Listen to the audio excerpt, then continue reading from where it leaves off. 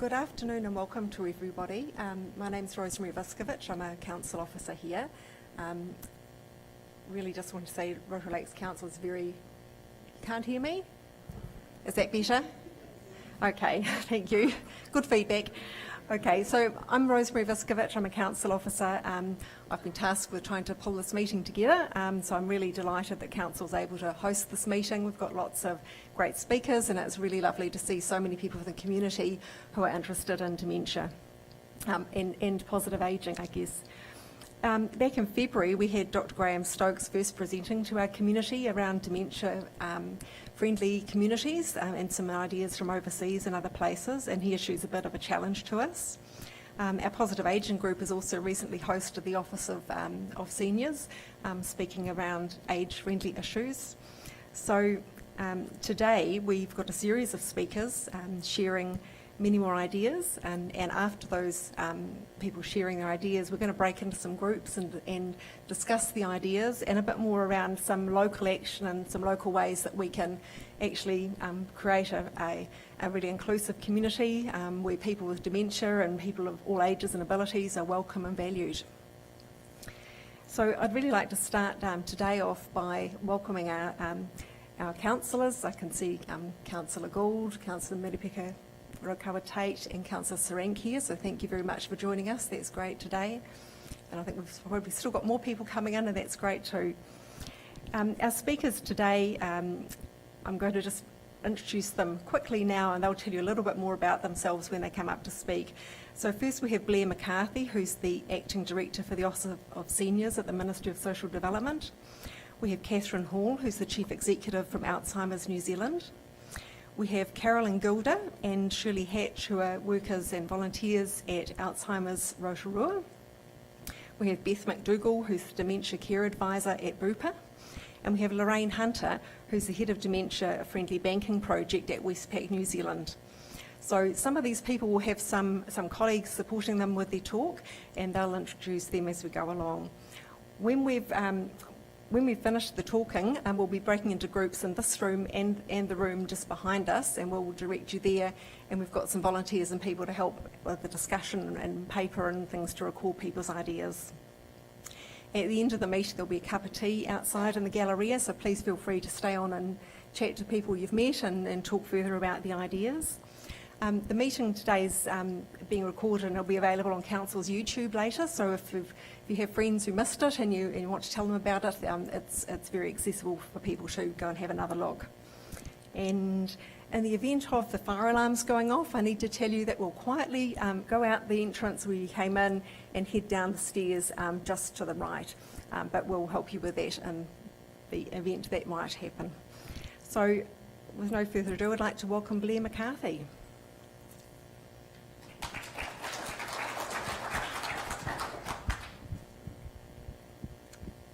Thank you. Can everyone hear me okay? Great. So thanks to Rosemary and thanks to Bupa and the Rotorua Council for having me here today. It's fantastic to be here and to get out and actually see something that's happening practically on the ground here in Rotorua. I spent the early part of my life here in Rotorua, so it's really nice to be here. In fact, my dad's actually in the crowd today, so no pressure. Hey, Dad.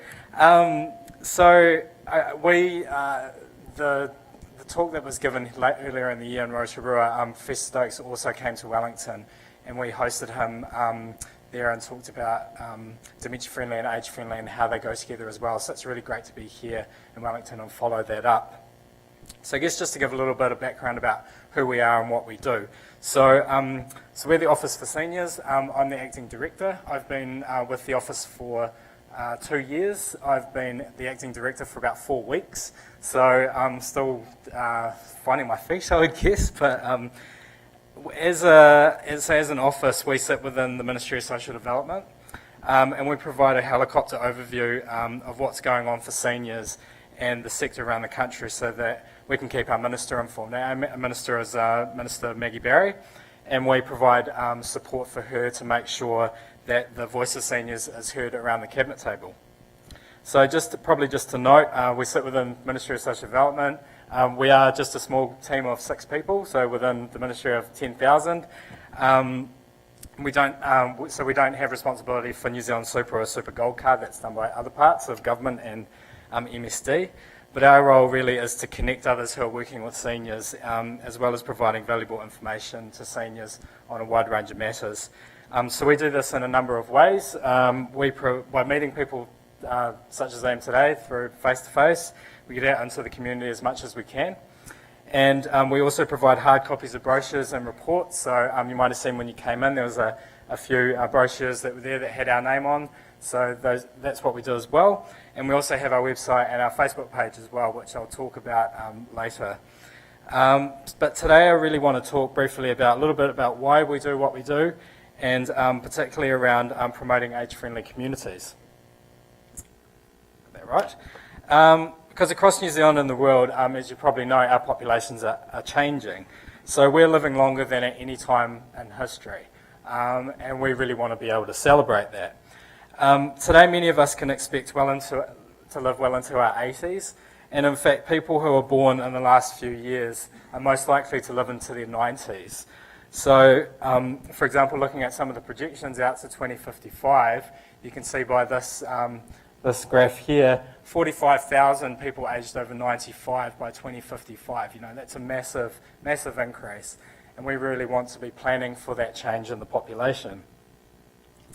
Here in Rotorua, there's projected to be an 80% increase in people aged 65 and over.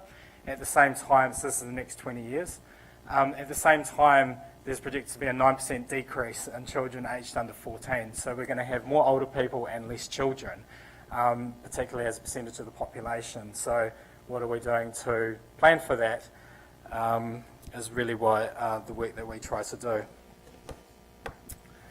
And it's also a big part of our job as well is about reframing the debate, because there can be a lot of negativity that's put out there about an ageing population. There's a lot of focus on the cost of an ageing population. We would like to say this is the reality that we're going to be facing. How can we actually focus on the opportunities rather than just focusing on the costs? We know that there are challenges, absolutely, but how can we plan better for those challenges and embrace those opportunities? And I guess dementia is one of those challenges. I'm not going to take up, because I know Catherine's going to be talking about that next. But that is obviously one of the challenges of an ageing population, is the more older people, the more people you have living longer, the more people that you'll likely have experiencing dementia. So I guess with these challenges, it's vital that we recognise and plan for the significant demographic change that's coming our way. And one way that we're doing that as an office is by promoting age-friendly communities. So here in New Zealand, local people are planning how they can create environments where seniors are valued, connected and able to participate in their community. So age-friendly communities is a worldwide movement, but it's one that's probably not landed properly here in New Zealand just yet, but we're seeking to change this. And it's great to hear of different communities that are actually picking up this mantle, such as here in Rotorua. So you might ask yourself, what does an age-friendly community look like? Well, just imagine a place where you're well connected, you're able to get to your doctor, your supermarket and your library easily. There are opportunities for you like classes on technology, cooking and book clubs. Footpaths are even, and there are places to rest and you feel secure. This is an age-friendly community. It's one where we can all live well and grow old in. And it's one that works for people of all ages and abilities, from people with mobility scooters through to people experiencing dementia, through to parents with buggies and people in wheelchairs. It's not just about focusing on older people, it's actually making something that works for all people in the community. And most importantly, it's community-led, so it makes sure that the voice of seniors is heard in the decisions that are being made in the community. That's why it's really great to see a place like Rotorua having a positive ageing forum that really brings the older person's voice into council and shares that, so it's being heard. So here in New Zealand, Minister Barry has made one of her key priorities and for the office is supporting the building of age-friendly communities through what we're calling Community Connects. So I guess like I said before, there's dementia-friendly, there's child-friendly, there's disability-friendly, there's safer cities. I guess what we're all working on is we're coming from different angles, but we're working towards a common goal, and that's creating a place that works for people of all ages, cultures and abilities. Community Connects aims to encourage, support and recognise communities that are working towards becoming age-friendly and to ensure everyone is respected, included and connected to their community regardless of their age, culture and ability. So looking around the... Ooh, have I gone too fast? Yep. So just looking around the country, we're working closely with 3 communities currently over the next year, in Hamilton, in Taranaki and in Kapiti. And you can see some of the examples that we have here. So in Hamilton there's a kaumātua group that has backgrounds in social work, health and teaching work with schools to identify and address the health, wellbeing and cultural needs of tamariki in years 1 to 13. In Taranaki, they have aquajogging classes for seniors that Age Concern runs. In Kapiti, they're establishing business awards to help promote the importance of being age-friendly at a business level. So we want to be able to share what is happening around with other communities because there's some really good things that are happening, but other communities don't necessarily know about that. So we want people to be able to take notice of the opportunities and pick up the age-friendly mantle for their community. Just want to quickly touch on as well the important economic contribution of seniors. So like I said at the start, there's a lot of focus that's on the cost of an ageing population.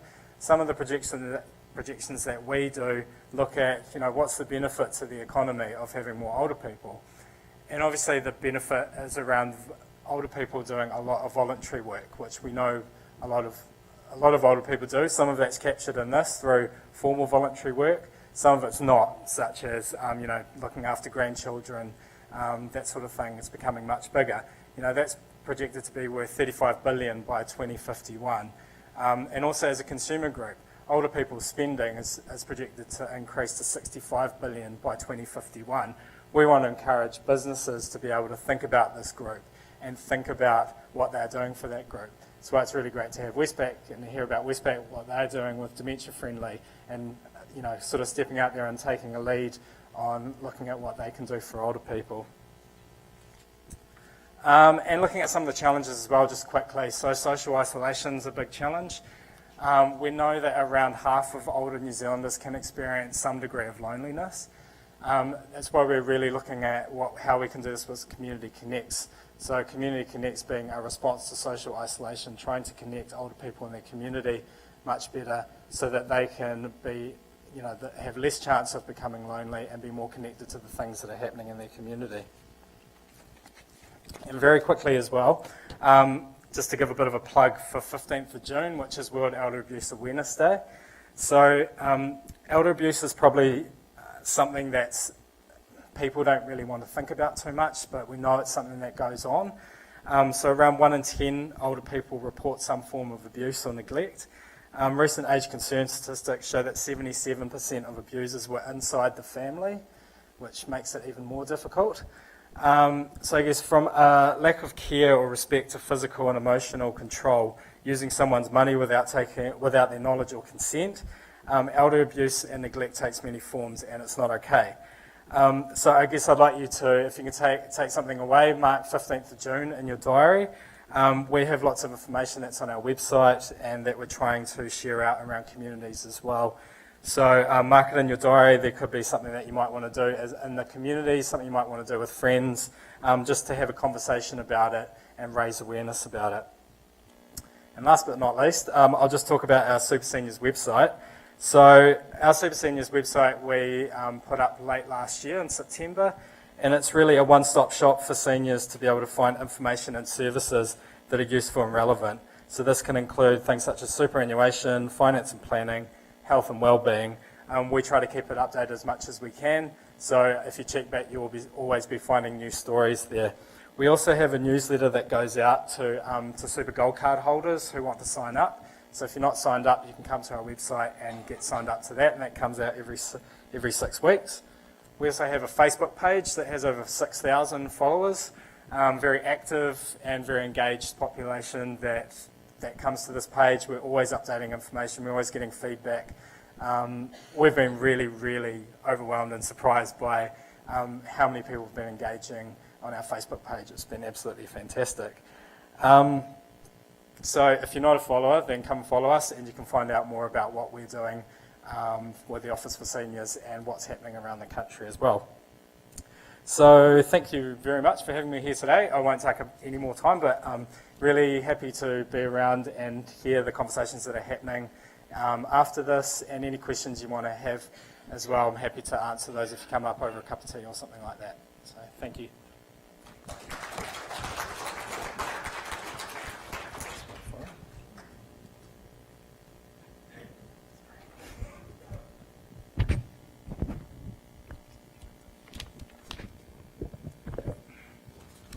This is where we have the awkward changeover.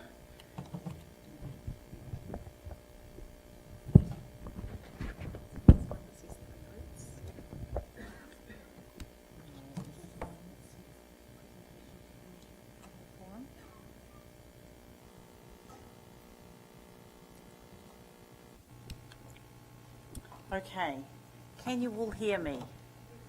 Oh, good. All right, well, thank you. My name's Catherine Hall. I'm the Chief Executive of Alzheimer's New Zealand, and I'm delighted to be here. As Blair said, we started talking about age and dementia-friendly and inclusive communities at the beginning of the year at a forum that the Office for Senior and Alzheimer's New Zealand hosted, and it's great to have the opportunity to do that again today because it's something that's very close and dear to our hearts at Alzheimer's New Zealand. Blair has provided a really good outline of the challenge that we face with the ageing population, and everyone in the room here today knows what's coming in that respect.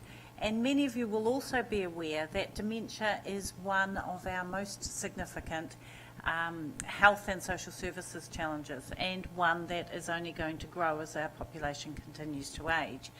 So from our perspective, we're looking for a future where our parents, or indeed we as we age, can live in communities where we are valued, where we can contribute and where we can participate, and where we feel safe, whatever our frailties or our disabilities, including dementia.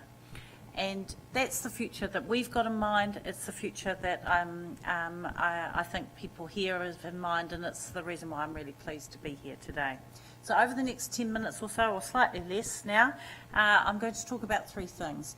The challenge that dementia presents, going to talk about the international work in this space and what the evidence is showing about the key elements of successful dementia-friendly communities.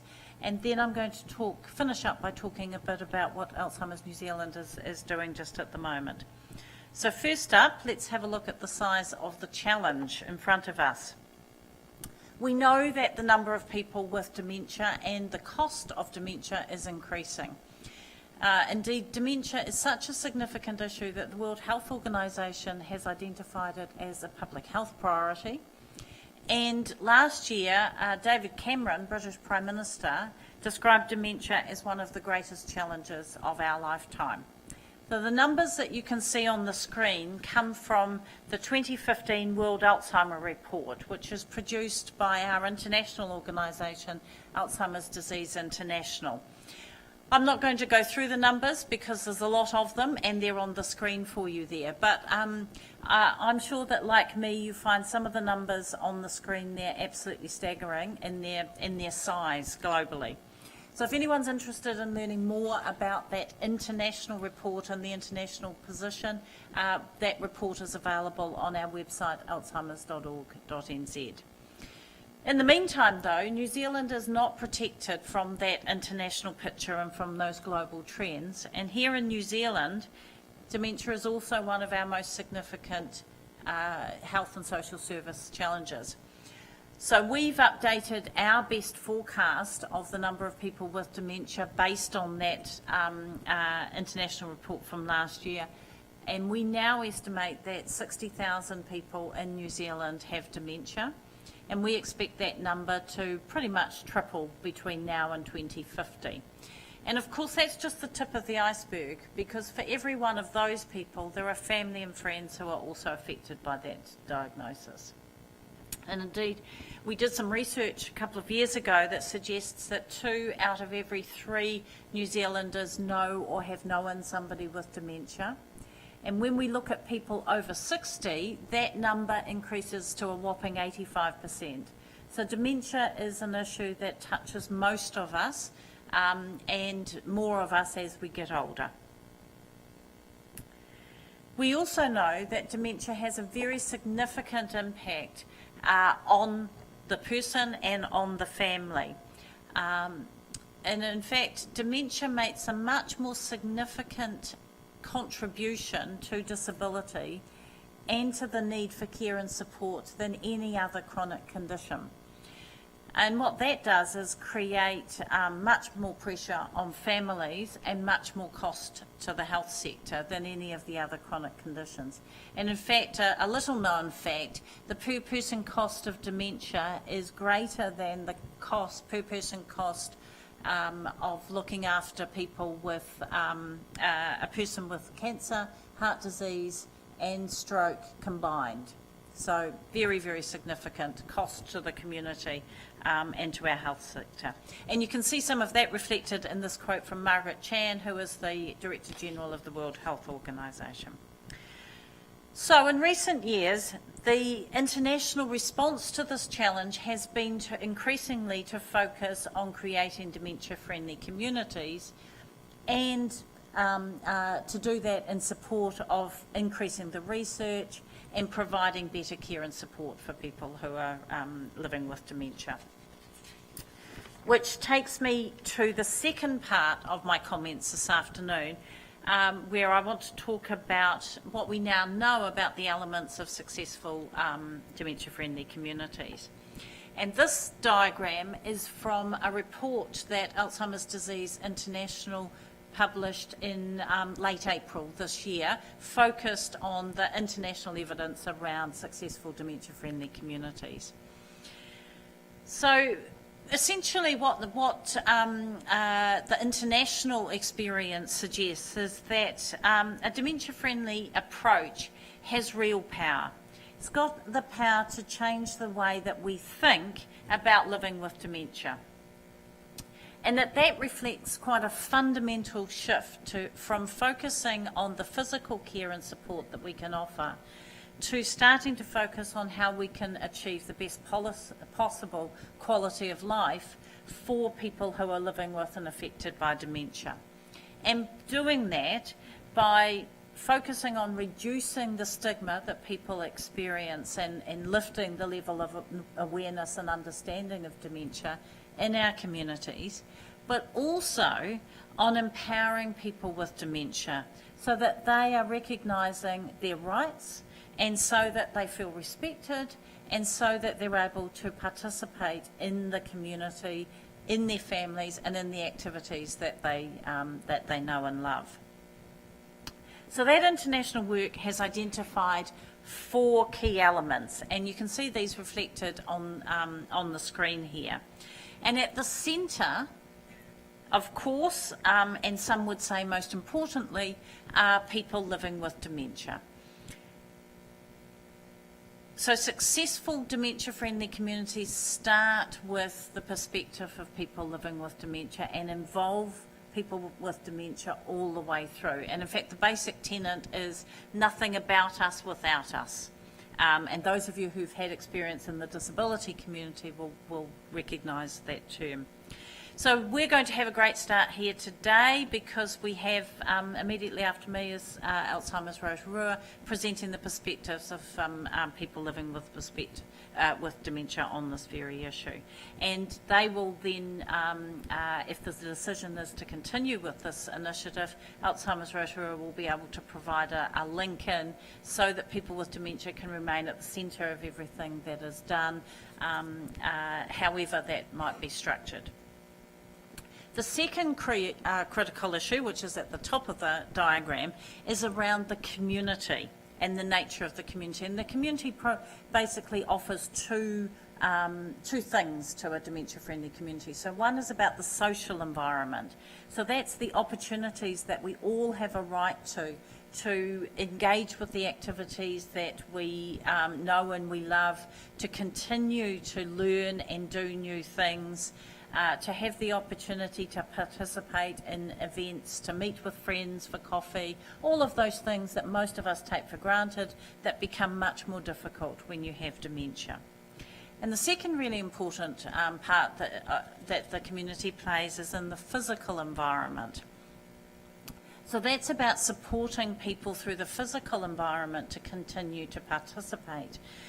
So that's about pathways and footpaths. How easy are they for people to navigate who might have mobility issues, issues with their eyesight, might have difficulty distinguishing what's happening? Can they really share the footpaths with bikes or with skateboards or with segways or any of those other things? So a lot of thinking to be done about that. Signage, lighting, all relevant to helping people with dementia to be able to navigate through the community in order to participate in those activities and events that they might have an interest in. The third of the four elements are the organisations that are core parts of our community. So that's businesses, it's cafes, it's libraries, it's shops and things.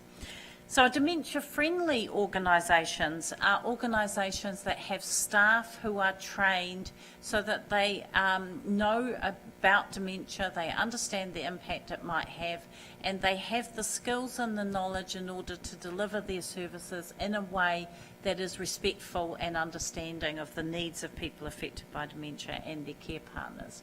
And that they've also thought about and made changes to the way that they operate in order to better deliver to people affected by dementia. So that could be through their websites and the way that they look and feel.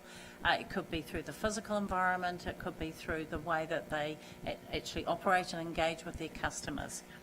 And there will be people following me who will be talking about that more. The final element of a dementia-friendly community relies on partnerships. And in this sense, they're talking about partnerships being collective action, being cross-sectorial support, and being highly collaborative. And I think we're seeing an example of that today, and I think earlier this year. And underpinning all of that is good management of the activity and ongoing evaluation, all without being bureaucratic in any way. So not a small challenge. So now turning to the last part of my comments. Last year, Alzheimer's New Zealand adopted a new strategy to shape our direction and activity for the next 10 years. So we are now focusing our efforts on and being champions for a dementia-friendly New Zealand.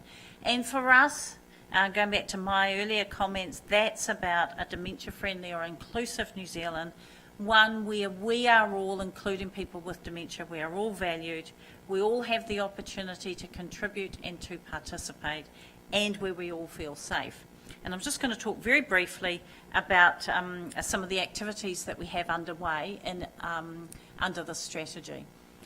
So we have underway at the moment a major awareness campaign, and that's focused on doing two things: raising awareness of dementia and the impact it has, so that trying to lift the knowledge about dementia within our general community, and also raising awareness of the need for us collectively to be dementia friendly.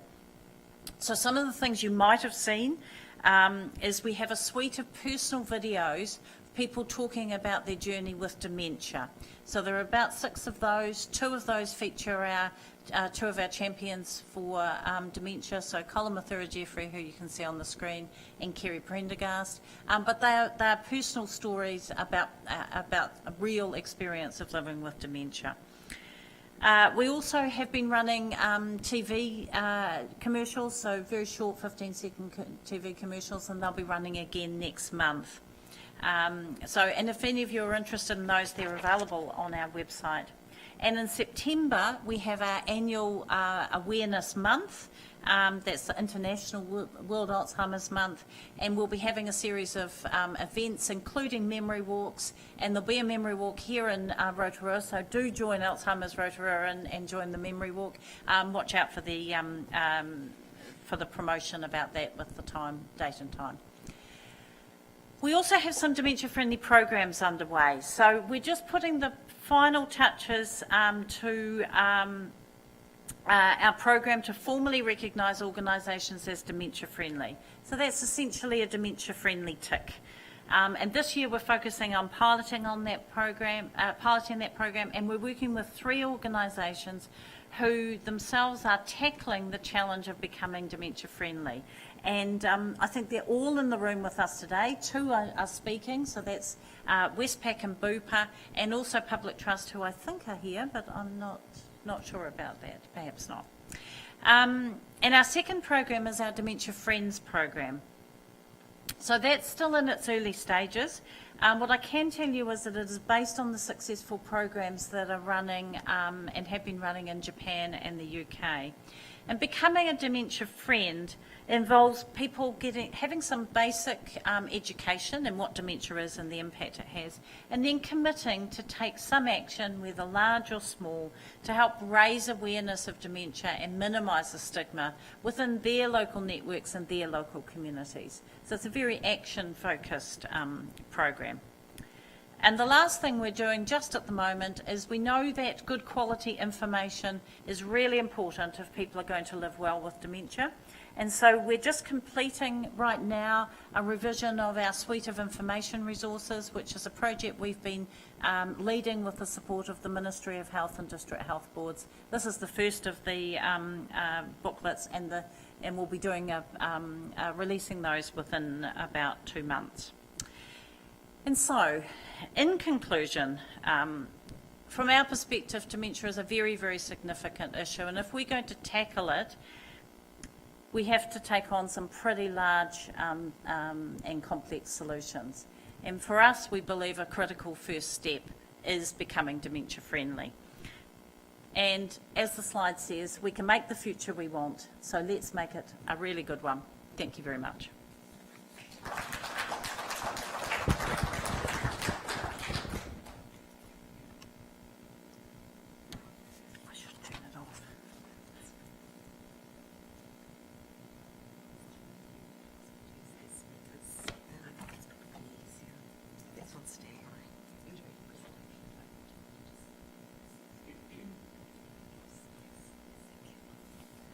Good afternoon, everybody. I'm Shirley Hatch, and I'm actually wearing 2 hats today. Principally from Alzheimer's Rotorua, Alzheimer's Society, and I'm also quite heavily involved with Age Concern.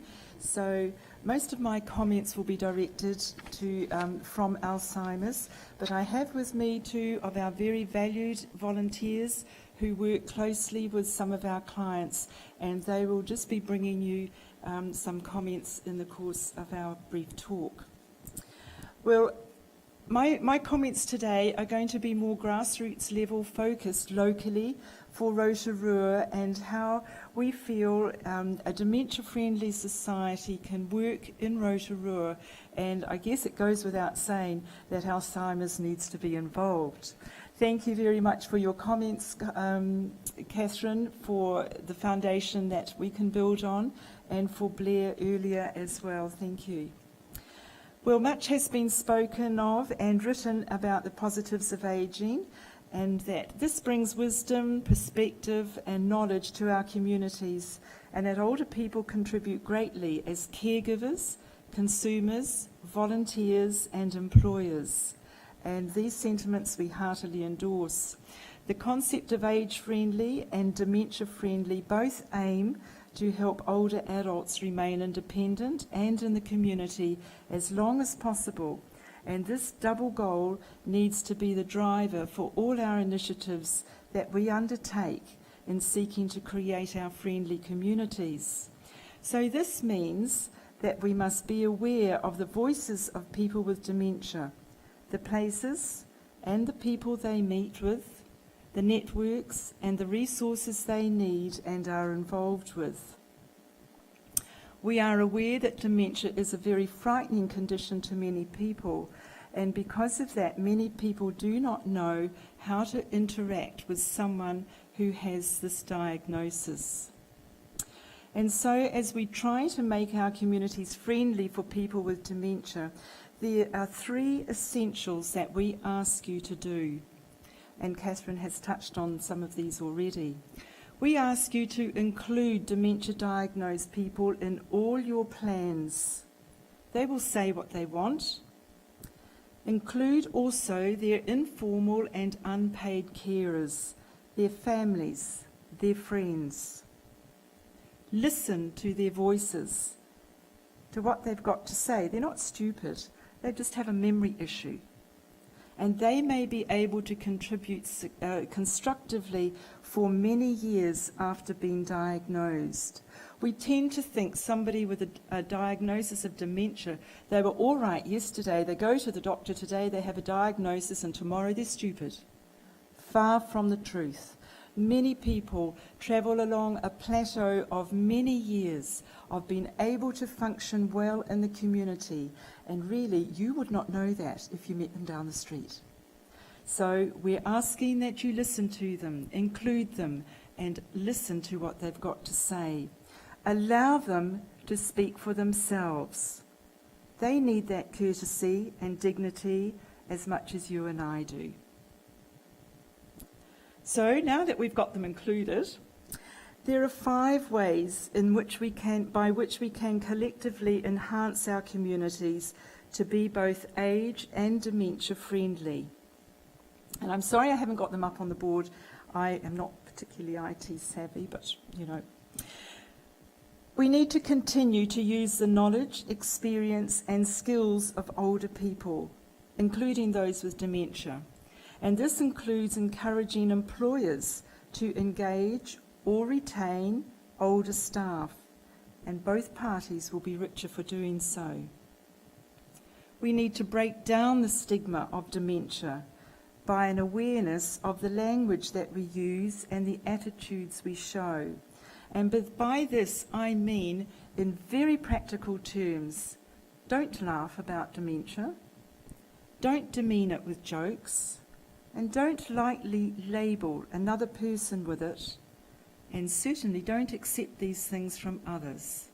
We're all guilty of that, but we need to change. Because this action is all-encompassing in our communities, where we live, where we work, where we play, in fact, wherever we meet other people.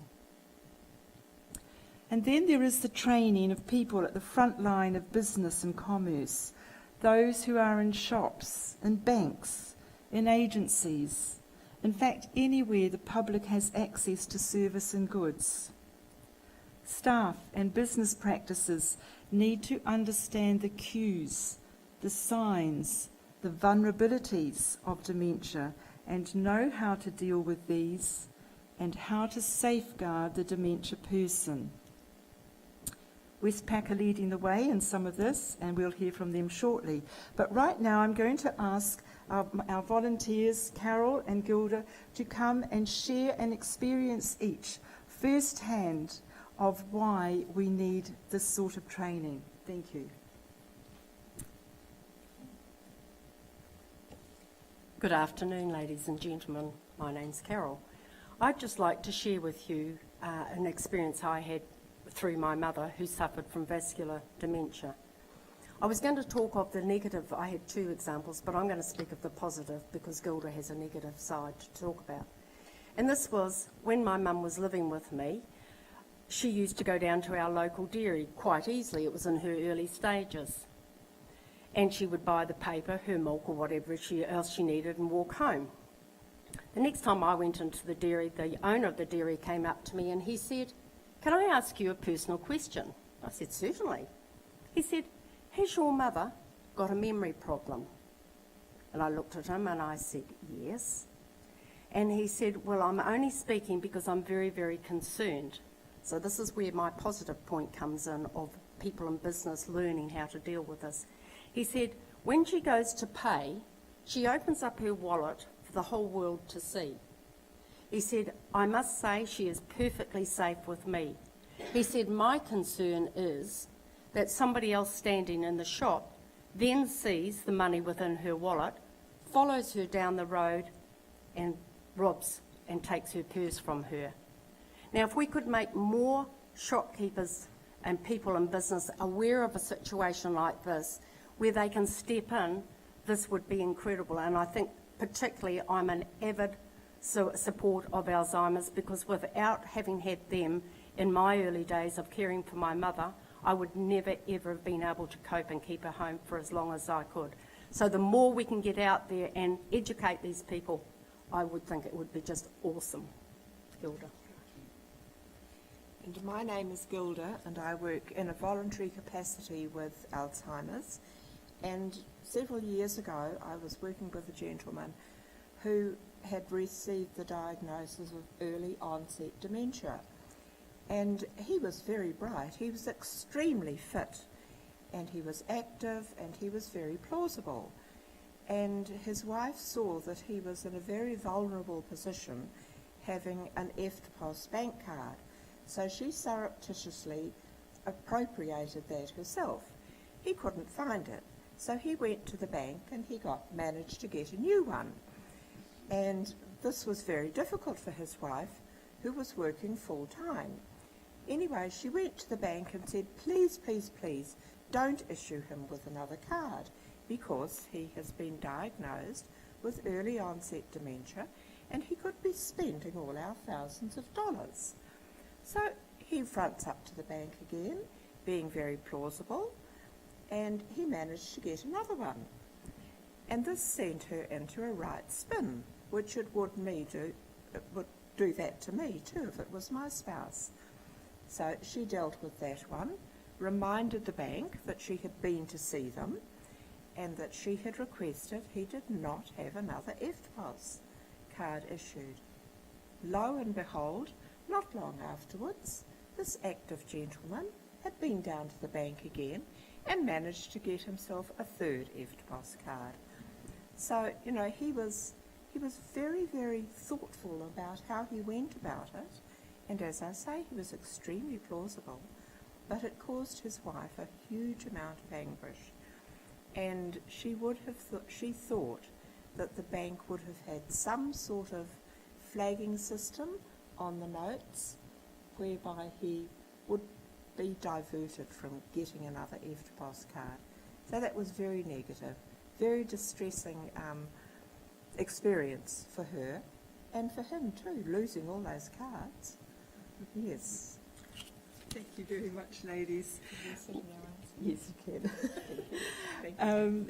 Originally, we were going to bring some of our clients along to speak with you, but gathering the size became a rather overwhelming thought for them. So thank you, ladies, for bringing that to us.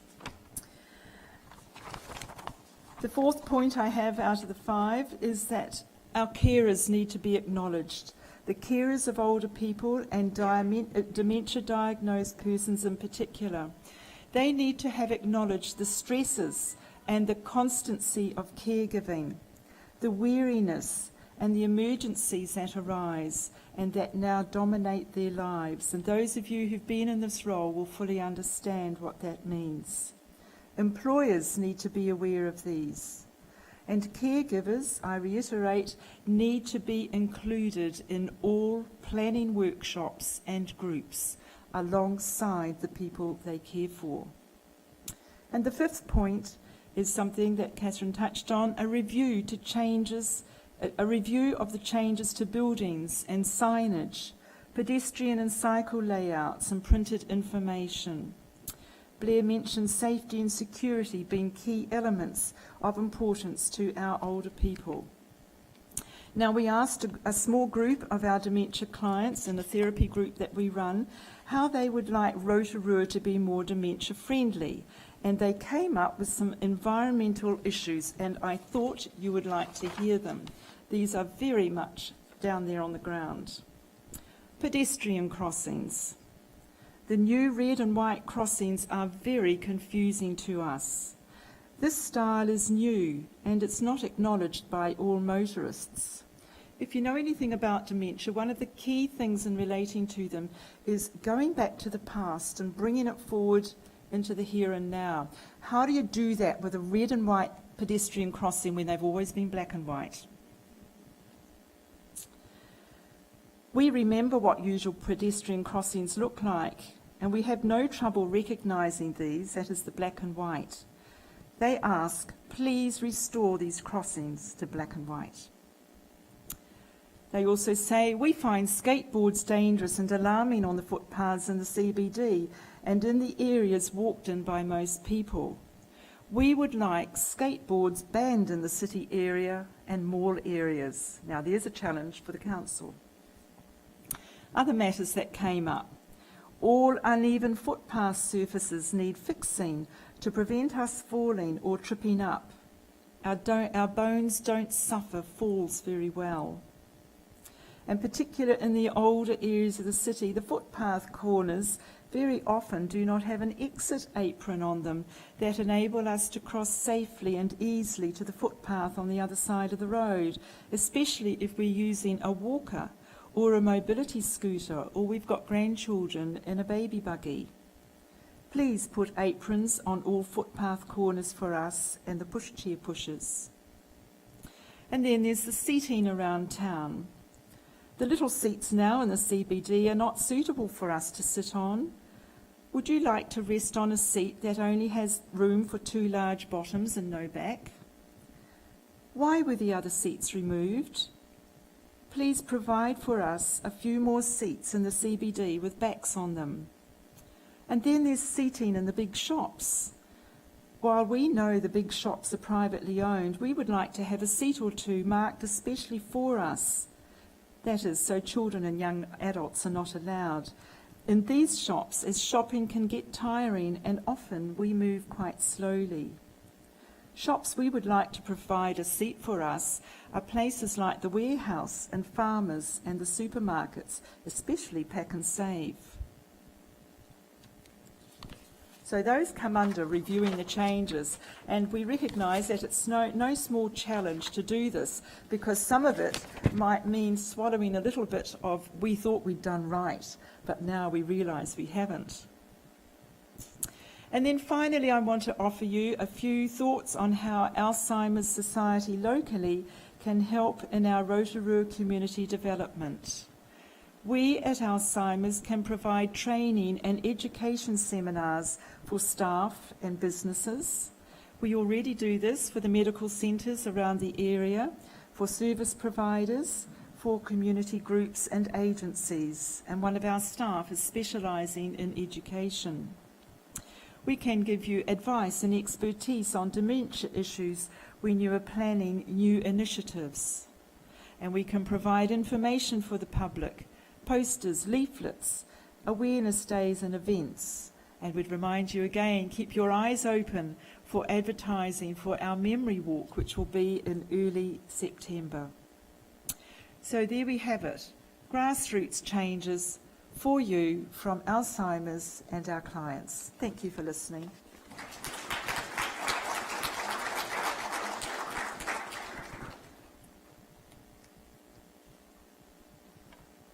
Thank you, Beth.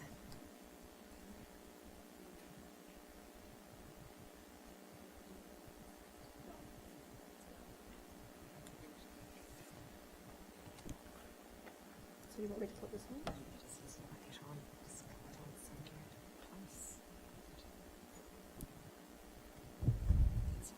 Is it?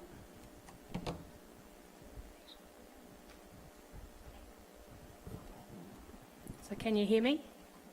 Great. Kia ora, tēnā koutou, tēnā koutou. My name is Beth McDougall and I'm Bupa's Dementia Care Advisor. I'd firstly like to acknowledge the people that have a diagnosis of dementia. They are the experts and we are the observers. It's great to be here today, and especially to hear the thoughts of people living with dementia in Rotorua, and thank you to all our previous speakers. I'm going to be talking today about how it's so important to respect people living with dementia as individuals, to hear their voices and to put their needs at the centre of what we do to create a dementia-friendly environment. Some of you may not be familiar with Bupa, so I just wanted to share a little bit of information about who we are. We're a global health and caring company, and we employ and care for people all over the world in 190 countries. And we're the only company in the world providing global dementia care. We don't have any shareholders, which means we're not driven by short-term profit.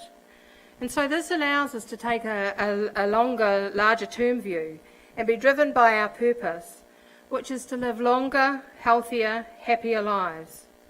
And which is why we're here today and are passionate about sharing our expertise to help create age and dementia-friendly communities. Here in New Zealand, we offer retirement villages, care homes, personal medical alarms, rehab and some dental services. And here are a few facts that you may not have known. We are New Zealand's largest provider of aged care. Bupa helps over 11,000 people living in the community in New Zealand stay independent, more safely with medical alarms that have features especially for those people who have a dementia diagnosis. We estimate that close to 80% of people living in our residential care services throughout New Zealand have from a mild to severe cognitive impairment. Here in Rotorua, we have care homes and retirement villages, which some you may know, Redwood and the Gardens, and some of the great team members are here today. We're really passionate about what we can do to work with you to help create age and dementia-friendly Rotorua. When we talk about a dementia-friendly community, we mean, and this is a quote from the Alzheimer's Society UK, a geographic area where people with dementia are understood, respected and supported, and confident that they can contribute to community life. To us, that means seeing the person first, and any medical conditions that they may have are second. Person first is something that we talk a lot about at Bupa. So this means that we deliver a person-centred care approach.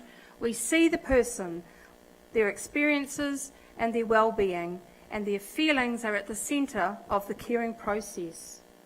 And two examples or tools that we use at Bupa are on the screen now, one being the map of life, and the other being a tool that we use, My Day, My Way.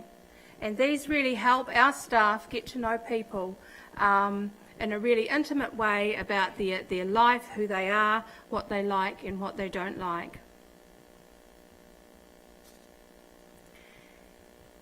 So this person way of thinking can be adopted in the community too, and we should all think how we can stand in another person's shoes to create a place to live. Christine Bryden is a great example of this, and she's an incredible woman living in Australia with a younger onset dementia, and she put this really beautifully when she said this, I quote, "Try to enter our distorted reality, because if you make us fit into your reality, it will cause extra stress. You need to enter into our reality, connect with us by touch or by look. You need to be authentically present, not far away. You need to realise that we are not far away or lost, but trapped by an inability to communicate and to think clearly, to express this strange mixed-up world being created by our brain damage. Think about this inner reality that we are experiencing and try to connect with it. Be imaginative, be creative, try to step across the divide between our worlds." Everyone has a role to play in putting the person first and helping to create a dementia-friendly community. Later in the session, you're going to be asked to think about what you might be able to do to help. And so here are some examples that might spark some ideas for you. Our schools. Schools could help create a dementia-friendly generation through dementia awareness and education. Imagine if dementia was on the curriculum of every school in Rotorua and throughout New Zealand. If you have a child in a school or a teacher or know of someone who is, then think about how you could make that happen. In Australia, there's a great program called Kids for Dementia, educating school children between the ages of 9 to 12, which has had great success. One child who took part in the program said that to help people living with dementia, I'm going to be kind. We can all learn something from that child. Our workplaces. Workplaces and employers can think about how they could educate their employees about dementia and make their workplaces more inclusive for people living and working with dementia. How they can adapt their services to be more dementia friendly. One of the things that we are doing at Bupa NZ is developing a short awareness course for all of our 4,000 employees so that everyone who works from us, from our receptionists, our kitchen assistants to our managing director, are all more aware of dementia and the things that they can do to help create a dementia-friendly New Zealand. We're willing to share this education tool with anyone who would like to see it. As another example of workplaces making a difference, you're going to hear about the Westpac Bank next, about the changes they've made into their service, and we're looking forward to that. Tourism. Wow. Here in Rotorua, you've got an amazing opportunity with the tourists that visit you every year. How could the hospitality and tourism services be adapted to be dementia friendly? And think of that positive ripple effect that people have returning back to their homes after a visit to Rotorua and spreading the word. Bus drivers. In Yorkshire, in the United Kingdom, the local bus provider, business called First Travel, have made changes to become a more dementia friendly. Their drivers all receive dementia awareness training as part of their induction. And as an example of how this affects the effects of this, one driver who attended the training spoke to a lady who he saw on his bus most days.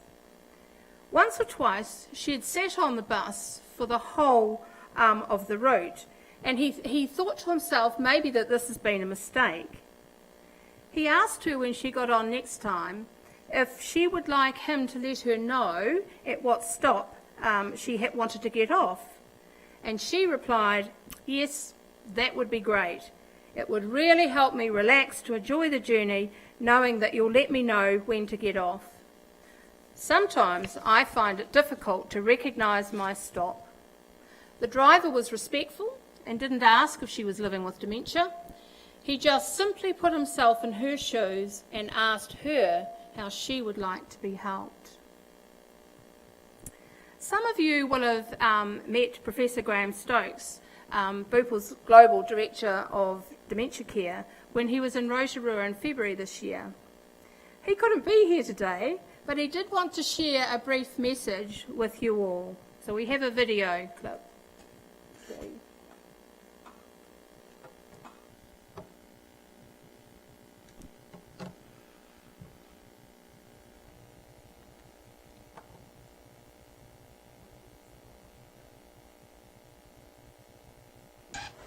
Help is on the way to keep... Wrong one.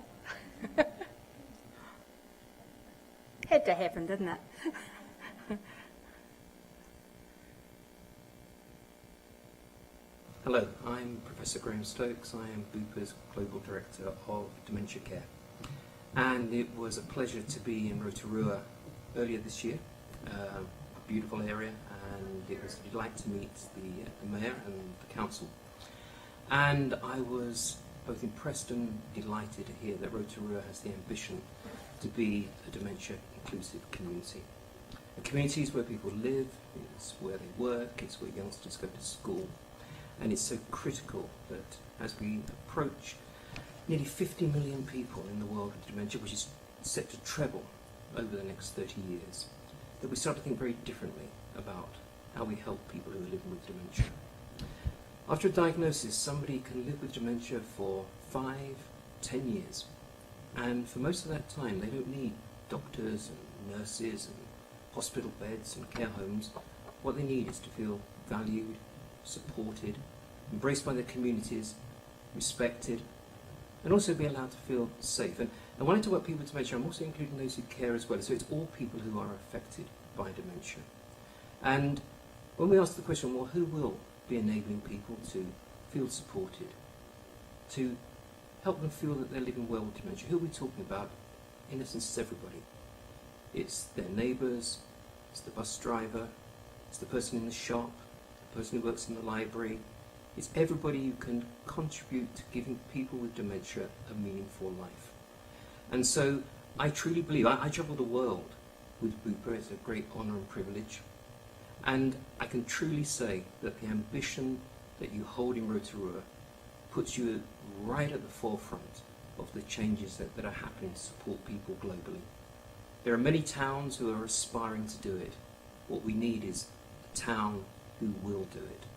And I believe that a town that supports its most vulnerable is a town, a community that's worth knowing. So I'm delighted to hear about this public meeting. I give you my wholehearted support. I hope it goes well. And if I could ask each and every one of you to think what contribution you might make to improve the lives of people who are affected by dementia. Thank you.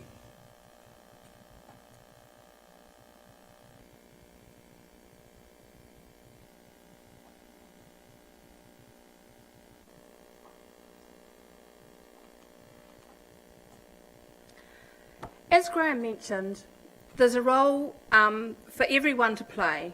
No matter what your skill set, committing to learning more about dementia is the first step. And as a reminder, a huge part of becoming a dementia-friendly community is empowering people with dementia, hearing their voices, respecting their human rights. Any changes that we make without working with them will not be dementia-friendly. I look forward to working with you as we think about what we could do in Rotorua, and I thank you for being so willing and collaborative here today. Tēnā koutou, tēnā koutou, tēnā koutou katoa. Thank you.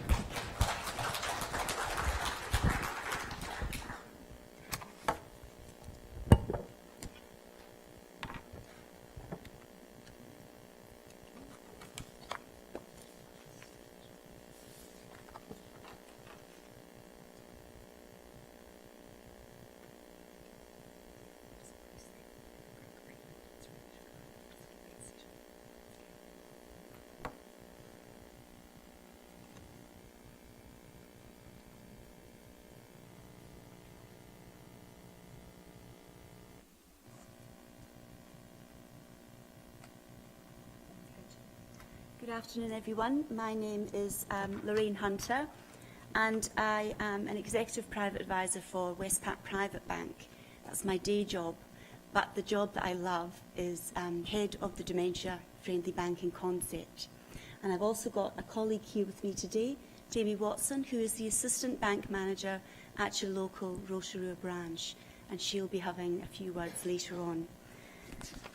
So first of all, I'd like to just really explain how I became involved in Westpac's Dementia Friendly Concept. And it was all to do with it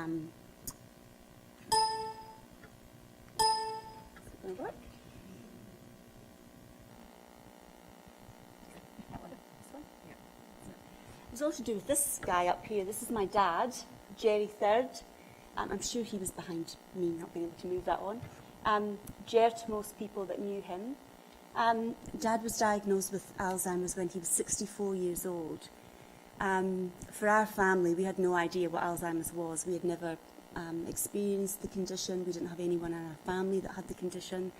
And so we very quickly had to find out about this illness to learn how we could support our dad going forward.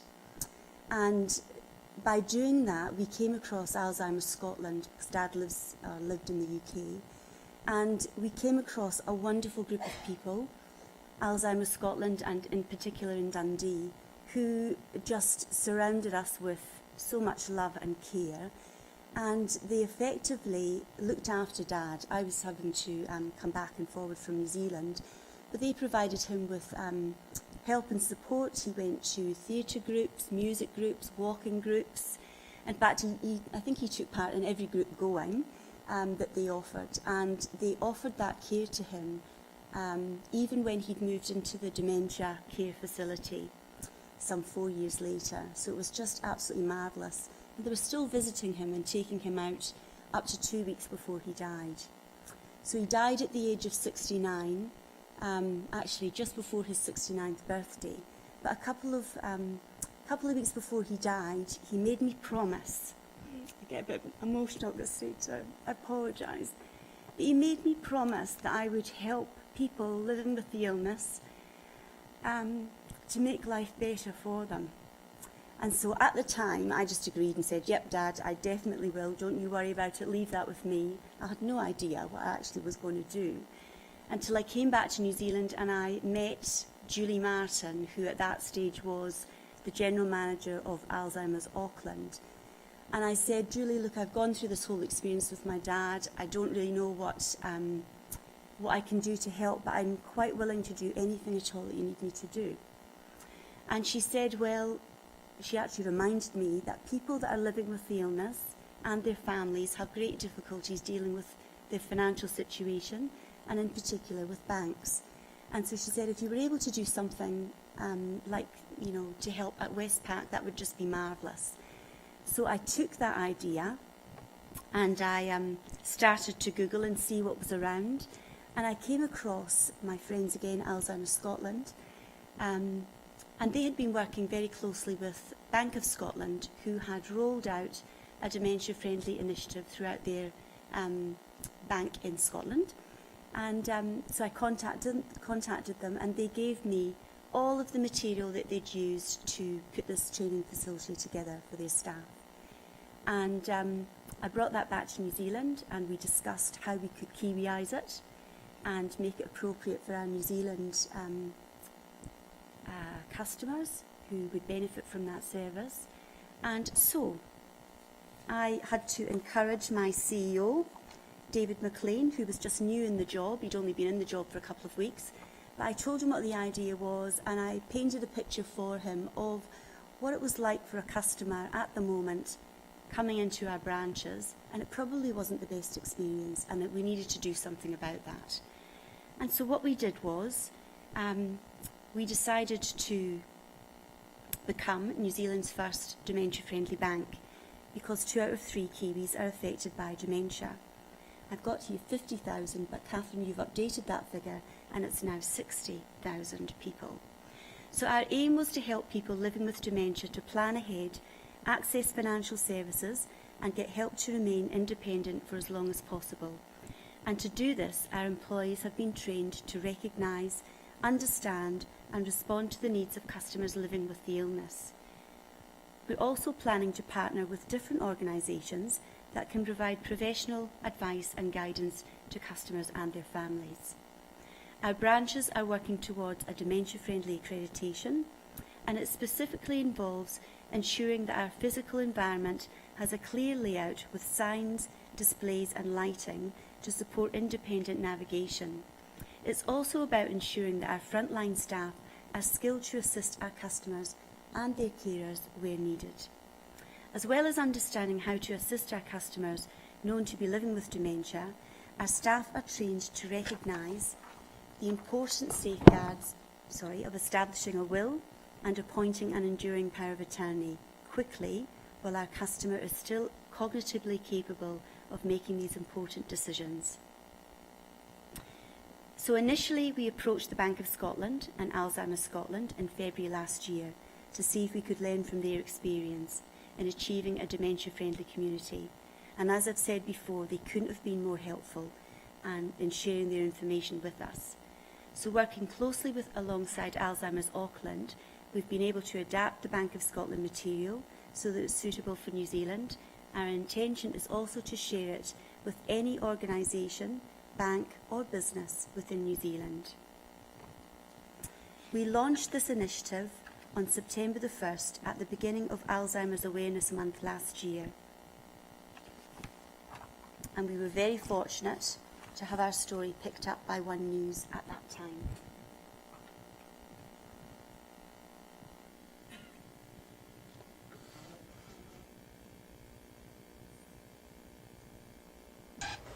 Help is on the way to keep dementia patients financially independent for longer.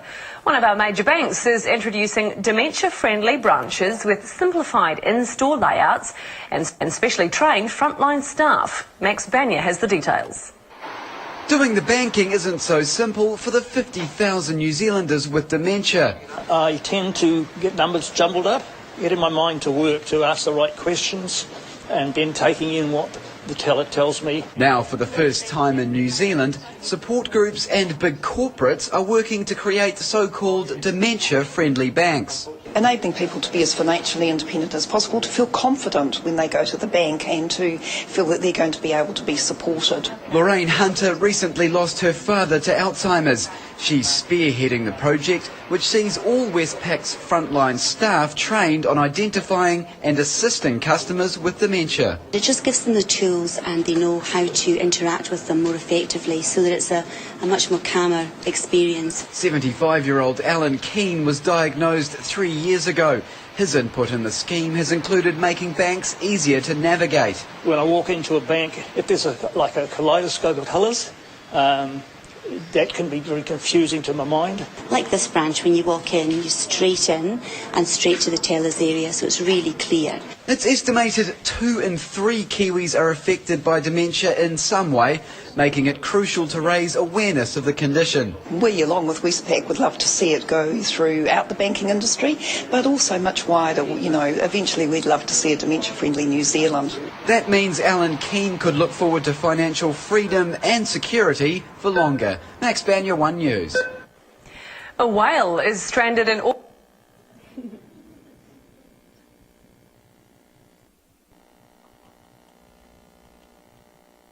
So, a year on, we have accomplished so much, but there is still so much still to do. We've created a notification tool, which answers actually one of your questions that you raised before, that will allow staff to help employees within Westpac identify clients or customers who may be vulnerable and to take extra care and attention of those customers who need that assistance. This tool can also be used for any other vulnerability, so it could be someone that's deaf or someone that's sight impaired. If you wanted to, you could alert us to the fact that you have a family member that has dementia that's been diagnosed, and we can put that into our system so any Westpac staff member would be able to access that information. You would only need to tell us once. Ongoing accreditation of our branches. So at the moment we've got approximately 80% of our branches have told us that they have passed that accreditation process, and that was from a checklist that was created for them. Some of our older branches still have some strategic problems, such as the reflective glass within the branches, but they are a priority that we're looking to remove as soon as possible. We've developed checklists for businesses that can also be used at home to set up the best type of environment for someone living with the illness, and I've got some of those brochures outside if you'd like to take one along home with you. We also held focus groups, and a lot of talk has been around involving people living with the illness and their carers. So that was one of the very first things that we did. We had focus groups for people living with the illness, and we asked them what they needed and what they'd like us to do on their behalf. And we also did the same thing with their carers. And so we came up with these booklets. This one's called Dementia Friendly Banking, Managing Your Finances. And it actually acts like a little bit of a checklist for someone who can just work their way through there. It talks about a will, an enduring power of attorney, how to come and talk to the bank, what kind of information we need to know. So it's something that you can just slip into your handbag. It's really easy. We've also we also have another brochure which is called How to Spot the Signs of Financial Abuse, because we know that vulnerable customers are often the ones that are targeted, and unfortunately quite often it's members of their own family. So if you are aware of those kind of situations, as a bank, we have a duty of care towards the customers that we look after, and we'd like you to be proactively telling us those situations as well. Ongoing, for new staff, they will all be trained in our dementia awareness training so that they all understand the signs and can help provide a much better experience for people living with the illness and their families. For our own staff, we realised that we hadn't actually even considered them, and so we have established an HR policy that will include a dementia clause in that policy for our own staff, so that they are supported personally and also supported when a member of their family may be living with the illness. I'd now like to ask Jamie to come up and just talk about her experience at Rotorua branch, your local branch, and some of the things that she's encountered since she's completed the training. Hello, my name is Jamie Watson and I'm the Assistant Manager at the Westpac Rotorua branch. So as Lorraine has explained, we now have training available to our team members to help spot the signs of a customer who may have dementia. I actually deal quite regularly with one customer who, when I initially met him, he would come in, he was very frustrated, quite angry and quite upset with things that were happening on his account, and he was very uncertain with what was happening. So talking to him and understanding the problems he was having, I realised that perhaps he was having memory problems. And so what I did then, and what I continue to do when he visits the branch, is I greet him warmly. If it's another staff member, they are sure to get me if I'm available, so I can speak with him as he recognises me and knows that I understand what's happening. And I take him into an office to take him away from the music in the branch chamber, the other people talking and all the voices that are going on in the chamber. So I haven't been able to get off him any family member details. He doesn't have any family members related to his accounts currently, and he unfortunately doesn't remember any his daughter's phone number. So my next step with this customer, just to make sure that he is getting the care he needs, is I will speak with one of the ladies from Age Concern after this and just make sure that I can do the best for my customer. Yes, great, Jenny, thank you.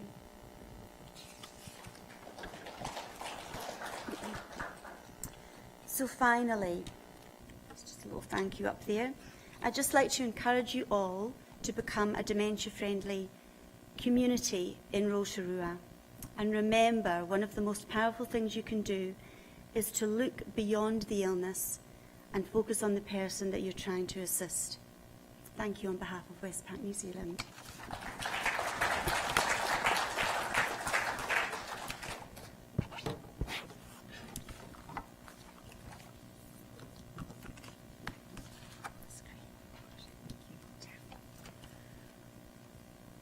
Okay, so we've had some wonderful speakers and lots of thought-provoking ideas presented today. What we'd like to do now is move into groups. We've got 4 tables set up here, and we've got another 4 tables in the room just outside. So we'd like people to spread out, maybe mix with some people you might not have met before, if you're comfortable doing that. We've got pens and paper, and we've got some facilitators going to each table to work through some questions with you and get your ideas recorded. When we've done that, we'll come back in here and just very briefly, each group will present back what the key ideas were from their table. And after that, we're going to have a cup of tea and you can talk some more. Okay, so please do just find yourself a place at the table. In this room, you might just need to pull out some other chairs, but probably 6 to 8 at a table, something like that. And as I said, just out to the right as you go out of this room, there's another room with more tables